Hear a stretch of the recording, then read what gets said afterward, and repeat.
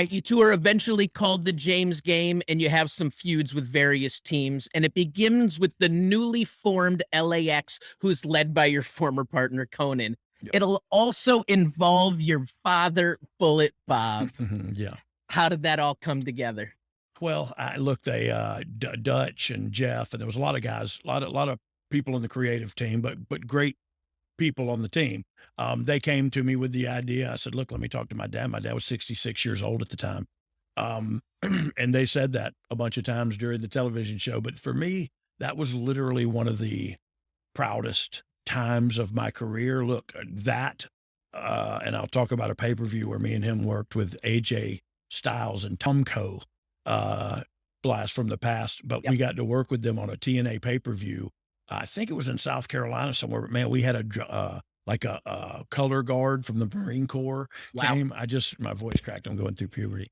But they came and marched me and my father down to the ring. You know, me and my father were both Marines, and he literally, I marched across the parade deck like 30 years to the month when he did. And so me and him got a special, had and still have a special connection. But this thing for me was the biggest thing in my career. And then also being able to induct him into the Hall of Fame. Like my dad was larger than life for me. Um, and so this was a That's very, awesome. very cool moment for me personally, and professionally, to be quite honest with you. And I watching the clips and stuff, man, it took me back into a good area. You know what I mean? It's some good memories. Like, man, I got to work with my dad and stuff like that. So this has been a good, like I said, a therapeutic walk down memory lane.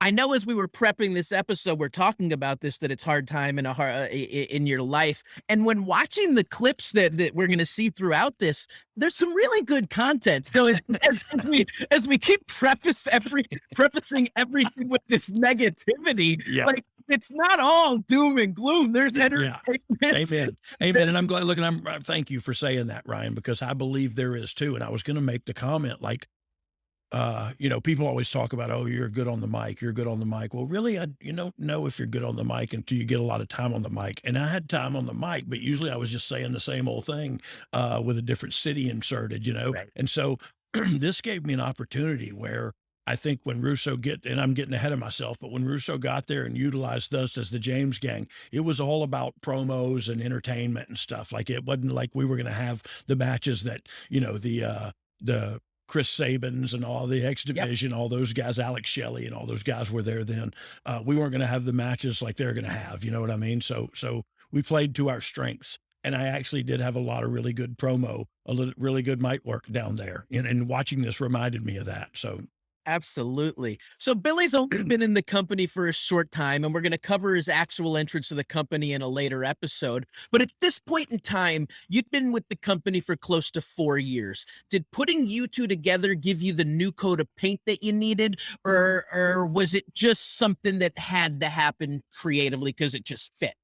yeah, look, that's exactly what it was. Was it a new coat of paint for me personally? Yeah, because I'd been with Three Live Crew and now I'm going to go back to Billy and look, I had major concerns about us getting back together um because it had been done.